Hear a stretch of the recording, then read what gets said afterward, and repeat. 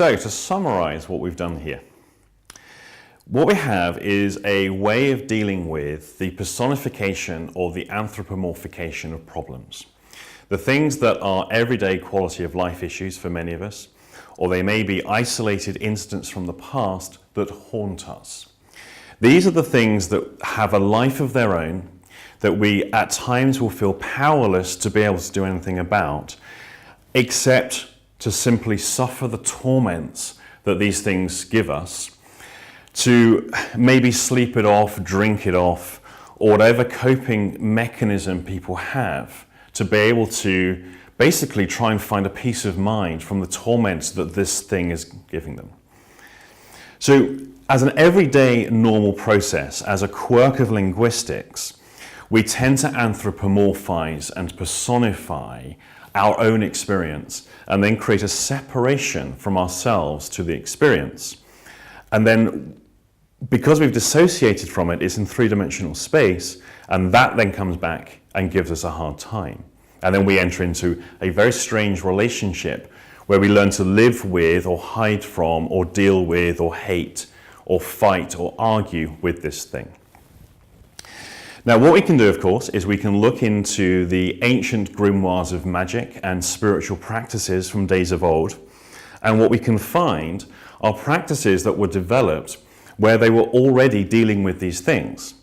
It's just that their cultural lexicon, their language used to describe these experiences, were of its day, so they tended to use more religious and spiritual terminologies rather than our much more modern psychological, psychiatric, and technological ways of explaining experience.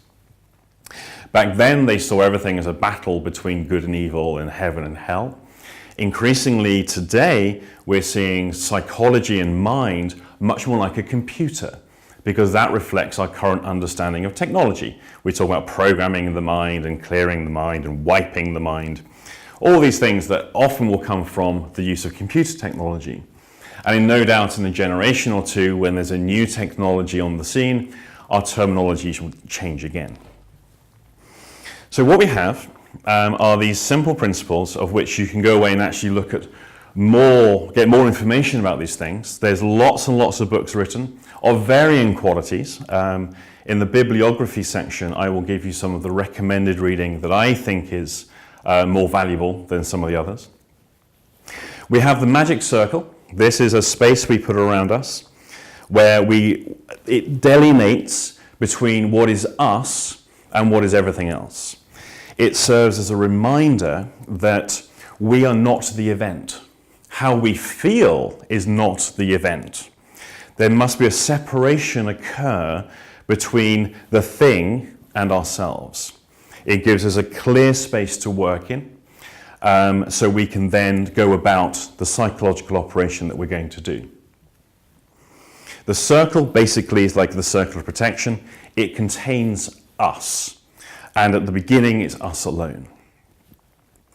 We also have the triangle of art. This is placed on the outside of the circle, and that is placed in the location of where our anthropomorphication or personification naturally appears relative to us, so that entity, that personification, is now within the triangle when we call it forward. We will also have banishing or clearing. So having established the circle and having the triangle without the circle, we will now engage in practices where we clear our minds. We are allowing ourselves to go into an altered, neutral state. Basically, we need to invoke a state in ourselves that is not of the problem, because it is almost impossible to deal with a problem from within the problem state.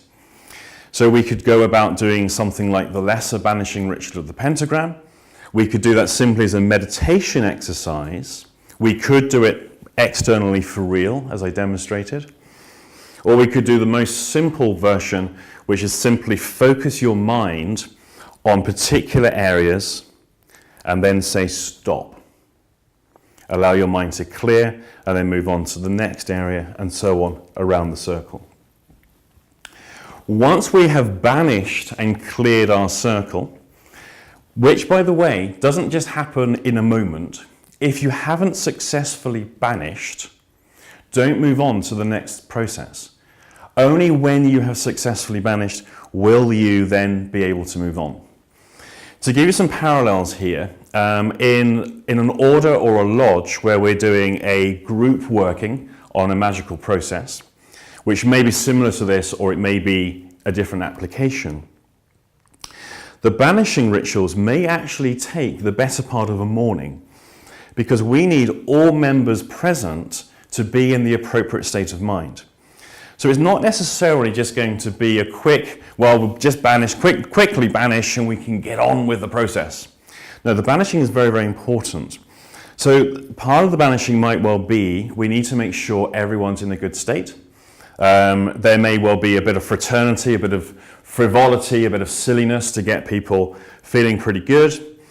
Every member will have centered themselves. We will do a group meditation. There may well then be a collective banishing ritual as well, and other banishing practices from within the world of magic. The banishing is very important because we must be in a different state to that state in which the problem exists. Now, once we've banished, we can then begin the invocation of the resources, bringing in the energies and the forces into the circle to keep us company, in the circle and within us, developing our own resources. So now we're basically becoming more illuminated and much more powerful than the problem. The problem may be dark and horrible and lead us into dark places.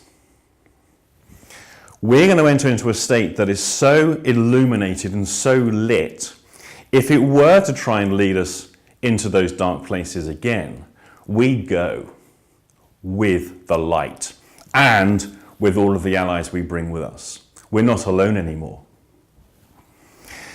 Now, the invocation of the resources, of course, has to be planned.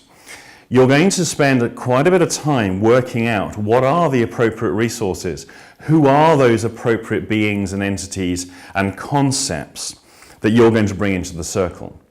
You may want to prepare by bringing into the circle, before you begin, tokens or reminders or elements of those things. So you might actually end up not necessarily in a completely empty circle. This is where in the magic world, they will often use a large altar. It's fairly hefty, but there's a secret to the altar. It's a cupboard. Because inside the cupboard are shelves, and usually those shelves are filled with the relevant bits and pieces. So once all the banishing's been done, we can open up the cupboard and now bring out the things that remind us of what we're invoking. That will often be the part of this whole process that takes the longest. It might take you several hours. It might be something you do over several days, weeks, or even months. Because sometimes you can't just deal with a problem. You've got to go and learn. You've got to go and train. You've got to go and educate. You have to teach yourself these positive things. Simply focusing on the problem is not enough. There's been a big movement within psychology called the positive psychology movement, where largely what it's become, unfortunately, these days, the problem is ignored. We just build the resources. It was a move in the right direction, but I think it's gone too far. It's not in balance, but it does have an element of validity. We will often need to go and prepare ourselves by educating and training in appropriate resources before we try and tackle the difficulty. It's not enough just to focus on the problem. And it's also not enough just to focus on solutions. We must maintain a balance here. So the preparation for the invocation of resources might take a considerable period of time. You need to go about this with some kind of strategic planning and timetable in order to get those resources in place first. Merely just shouting out the names is not enough. Now, once we've done that invocation, and now we're in our cleared space with those resources within us, now we can call forth the entity. And we can now turn our minds to it and see it within the triangle of art. And at that point, we must now remember to behave in a respectful manner. We must no longer be in hate of it or in fear of it or be depressed by it. We will welcome it in a dignified manner. We will maintain our demeanor, maintain your posture, be nice, be strong, because you are now more powerful than the problem. If now, because you're so powerful, you think you can just command it and dismiss it and be rude, that's not good. Some of you who have been in the NLP scene or the personal development scene have met those people. Those people who regard problems as mere things to be dismissed or laughed at or mocked. I've met some of those people and I see some of the videos they have online. They have become that person who believes they are godlike. Oh, post-traumatic stress, that can be fixed in 30 seconds. Oh, depression, it's irrelevant. I hear people actually speak like this. And in the personal development field, there is a very common move to being very disregarding of suffering and pain and of problems. We must maintain respect. We must maintain dignity. This is important. And one of the things we can do is we can now negotiate with our anthropomorphication, with the personification that's in the triangle, because we can negotiate from a position of strength. What does it need? What does it need in order for peace to exist between the two of us? What does it need in order for it to go to its proper place? Now, as Lucas has been demonstrating, its proper place is going to literally be that, a three-dimensional geographical location relative to the person, because this is a thing that's out of place. What does it need? Now, that sort of negotiations may occur merely at an intuitive level. It might actually be something you're saying out loud. It might be something you're just having a mental conversation with. What I recommend is, if you're doing that process internally, keep your eyes open.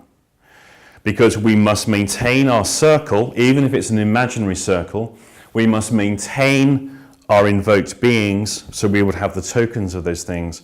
We would actually have a triangle of some sort, or even if it's just visualized. You keep those visualizations constant, because we're doing something different to what we would normally do with our own psychology.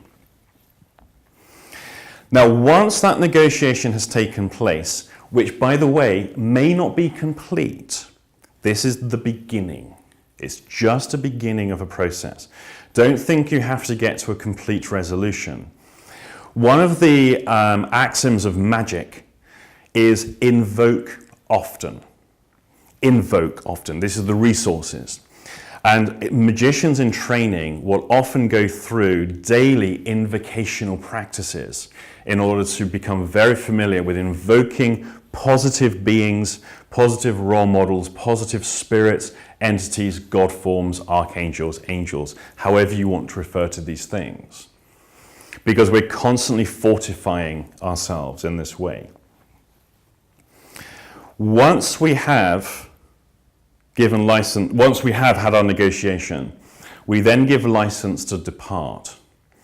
License to depart is that we give permission for the being to depart, with a request that it comes back should we so call it, because it may well be we have some more negotiation to do later on. The license to depart is a departure from most people's normal psychological response to the demon, to the entity, to the spirit, to the thing. Mostly what they're trying to do is not give that permission to depart. They're trying to distract themselves from thinking about it. Whether they go and open a beer, switch on the TV, distract themselves, go to bed, go and do something stupid, anything just to stop thinking about it. We're reversing these polarities.